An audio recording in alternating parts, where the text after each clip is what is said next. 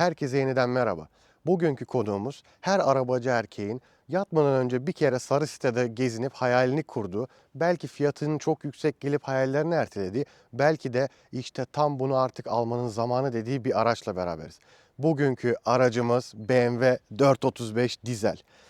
Bugün bu araçta dizel olmasına rağmen performans mı, konfor mu odaklı olduğunu inceleyeceğiz. Bugün bu araç ile günlük kullanıma uygun mu değil mi onu göreceğiz. Ve bugün bu güzelliği size elimden geldiğince anlatacağım. Fakat başlamadan önce şunu söylemek istiyorum. Gerçekten bütün seyircilerime çok teşekkür ederim. Daha önce bu kadar videolarım izlenmiyordu ve Smart videosunda, yani bir önceki videoda çok güzel iletişim aldık. 13.000 izlenmeye vardı. 70 küsür yorum var ve 200 beğeni var. Bunun için sizlere çok teşekkür ederim. Kusuruma bakmayın, videolar biraz geç geliyor veya hiç gelemiyor.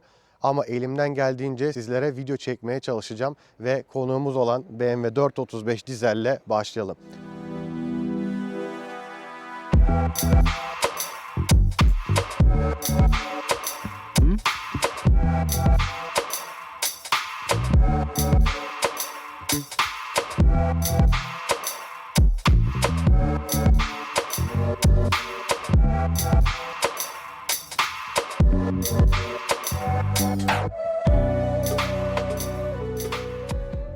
Dış tasarımından anlatmaya başlayalım. F33 kasa, benim görüşümce F33 kasalar, yani F kasalar en agresif, en güzel görünen kasalar. Yani şu an BMW Neue Klasse diye adlandırdığı yeni modellerine bakacak olursak o kadar çirkin gözüküyor ki, yani şu tasarıma baktığınızda agresifliği görebiliyorsunuz. Gerçekten çok hoşuma giden bir tasarımı var. Aracımız M performans pakete sahip, yani M paket bir araç ve siyah renkle kabrio olarak çok mükemmel gözüküyor. Yani agresifliği tamı tamına hissediyorsunuz. Motorumuzun altında ise sıralı 6 silindirli 3 litre 313 beygir güç ve 630 Nm torka sahip bir makine yatıyor. Yani dizel deyip geçmeyelim. Burada hem performans, hem yakıt tüketimi, hem günlük yaşam kullanımlarına işinize yarayacak her şey tam olarak burada yatıyor. 2 turboya sahip, yani bir turbo diye adlandırdığı motoru.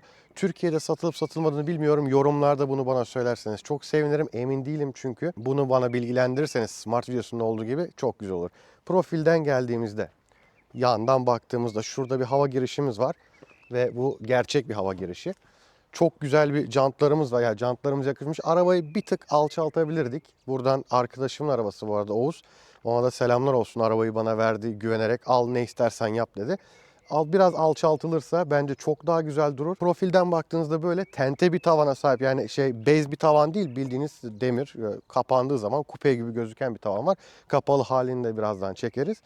Onun dışında arkaya geldiğimizde M tasarıma özel tabii ki tamponumuz var. M tamponumuz. Burada 435D yazısını görebiliyoruz. Bagaja geldiğimizde oldukça ağır bir bagaj kapağı var. Gördüğünüz gibi bütün tertibat burada.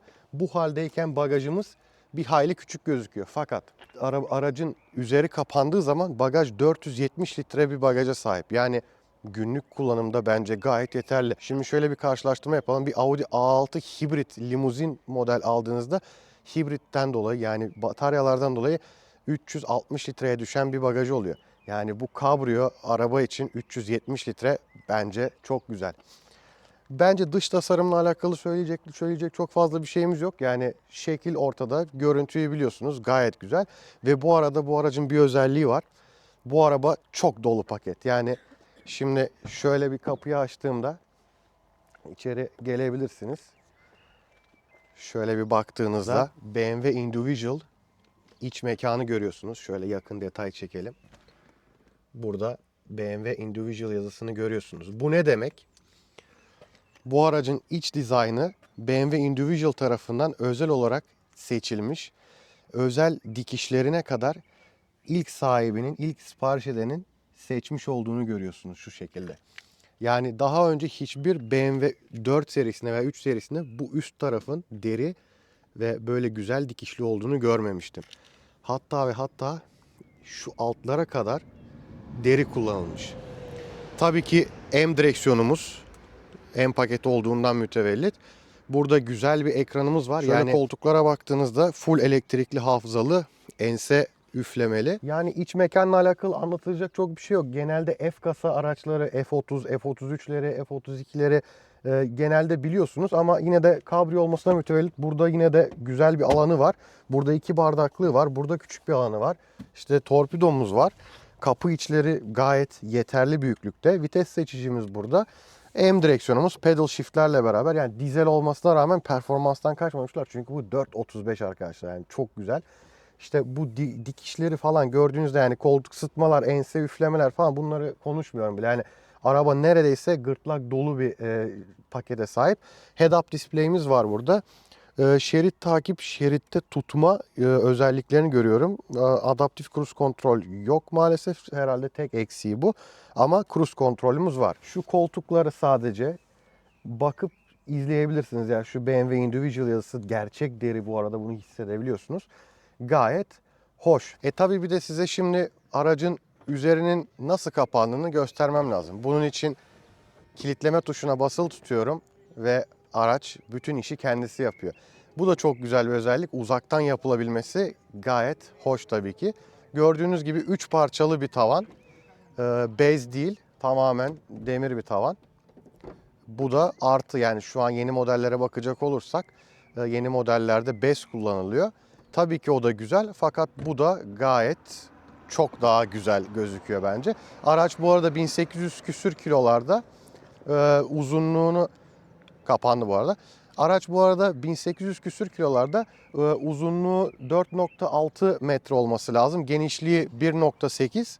Aks aralığı da 2.8 metre olması gerekiyor diye biliyorum ve genişliği de yüksekliği de 1.40 olarak yazıyor internette. Bunun detaylarını gireriz zaten. Lafı daha fazla uzatmadan, bu güzel güneşli havayı da kaçırmadan çıkalım, bir sürüşe geçelim. Güzel aracımız ile neler hissettiriyor bize? Dizel konfor mu odaklı yoksa performans odaklı mı çalışıyor? Veya yakıt tüketimi nasıl? Gündelik hayatta sizin işinize yarar mı? Bunu elimizden geldiğince inceleyip anlatmaya çalışalım. Sürüşte görüşmek üzere. Evet, 435D'nin direksiyonu başındayım. Hava biraz soğudu, o yüzden çabuk elden anlatmaya çalışacağım. 435D'ye bindiğinizde o gürül gürül dizelin torkunu hissediyorsunuz. Yani 630 Nm tork hiç azımsanacak bir tork değeri değil. Ve aynı zamanda bastığınızda şöyle anında 100'e gelebiliyorsunuz. Bu arada 0-100'ü 5.2 saniyeydi. Yanlış hatırlamıyorsam. Oldukça bir dizel araca göre çok iyi ve yakıt tüketimi de ortalama 7,5-8 litrelerde geziyor. Çok dikkat ederseniz 6,5 litreye kadar, hatta 6 litrelere kadar düşürebileceğiniz bir değerler var. Yani düşünsenize, ayağınızın altında 3 litre dizel araba var. 2 turbo, yani bir turbo. Ve 313 beygir güce sahipsiniz. Ama dikkatli kullanımda 6,5, hadi 6,5 çok ütopik bir değer diyelim. 7,5 diyelim. 7,5 litreyle gezebiliyorsunuz. Daha ne isterseniz ki? Yani açıkçası ben 3 litre benzin kullanıcısı olarak 12-13 litre yakıtları görmekten sıkıldım. Ama aynı bu araçta 313 beygir güce sahibiz. Ve tork olarak daha bile yüksek torka sahibiz. Ve içeride de hiç azımsanmayacak derecede kalite yüksekliği var. Yani bir Porsche kalitesi var burada da. Ama 8 litre yakıyorsunuz. Daha ne olsun istersiniz ki? Bu konuda yani hakkını yemeyeyim, çok güzel. İç mekan gerçekten çok güzel. Çok hoşuma gidiyor. Kabrio olması tabii ki güzel havalarda size iyi hissettiriyor. Kışın da kullanabilirsiniz. Yani her gün kullanabileceğiniz bir araç. Bu arada detay söylemeyi unuttum. Bu araba X-Drive, yani 4 tekerlekten çekişe sahip. O yüzden bu arabayla pek fazla yanlama yapmak istemezsiniz diye düşünüyorum. Normal kullanımda bir tık sert hissettiriyor. Ama daha önceki videomda da RS3'te de anlattığım gibi RS3 çok sertti mesela. Bunda öyle bir sertlik yok. Yani bu aracın sahibi arkadaşım bu araçla Türkiye'ye kadar gidiyor. İzmir'e kadar, Ankara'ya kadar gidiyor. Ve gayet rahat bir şekilde ilerliyor. Ve aynı zamanda dediğim gibi 370 litre bagajla buradan Türkiye'ye giderken kendi bagajlarını rahatlıkla alabiliyor. Arka koltukta da hiç kimse yoksa arkaya da bavullarını veya eşyalarını atabiliyor. Yani bu konuda bir baktığınızda gayet günlük kullanıma da uygun. Aynı zamanda da performanslı bir araç. Hissiyat olarak böyle derinin hissi, ya gerçekten şimdi çok fazla olumlu yorum yapıyormuş gibi gözüküyorum şu an ama gerçekten de olumlu yorum yapılacak bir araç kendisi.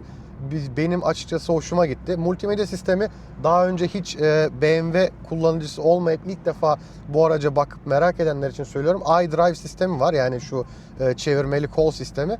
Bunu BMW kullanıcıları zaten bilir. Çok kullanışlı bir seçenek. Yani gerçekten iyi çalışıyor. Dediğim gibi bu ekran bir tık yenilenmiş olan, yani çözünürlüğü yüksek olan ekran. Apple CarPlay, Android Auto ne yazık ki yok.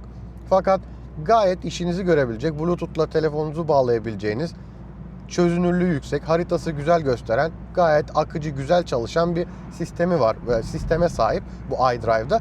Yani ilk defa bu aracı almayı düşünüp de iDrive'ın nasıl olduğunu merak edenlere anlatabilmişimdir diye düşünüyorum. Dokunmatik ekranlı bir multimedya sisteminden çok çok daha iyi çalışıyor iDrive. Arkada normalde buraya perde gibi bir şey koyuyorsunuz, çok fazla rüzgar gelmemesi için. Şu an onu koymadık. Daha çok havalar daha çok fazla ısınmadığı için, bu araçla çok fazla üstü açık gezilmediği için şu an o koyulmadı, ama yazın tabii ki sürekli o arkada duruyor. Zaten arkaya da çok fazla insanı oturtmuyorsunuz böyle bir araçta. Şöyle güzel bir düz yola çıktık. Biraz performanstan bahsedelim. Bu arada aracın modları da var tabii ki. Sport, Comfort, Eco ve Sport Plus ve Eco arasında geçiş yapabiliyorsunuz. Şu an Sport Plus'ı aldım. ESP ile Sport Plus'ta Sport Plus modunu alıyor. Yani yarım kapatıyor. Şöyle bir basacağım. Kick down verdim. Evet, yapıştırıyor. Vites. Of. Gerçekten torku hissediyorsunuz yani dibinize kadar. Tekrardan konforta alıyorum. Vites geçişleri Sport Plus modunda gerçekten vurucu böyle. Ya dizel bir arabaya göre gayet sportif hissediyorsunuz. Bu arada üşüdük arabada resmen ya. Şu an mecburen 80-90 gitmek zorundayım. Hava şu an 14 derecelere geldi. Üşüdük.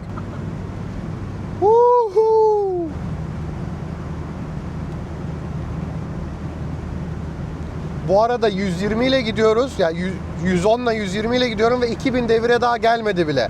Yani ekonomi buradan geliyor. 7 ileri ZF şanzımanla birlikte, pardon 8 miydi? 8 ileri ZF şanzıman ile birlikte ekonomik, aynı zamanda da performanslı sürüş yapabiliyorsunuz. Donduk. Basmaya devam.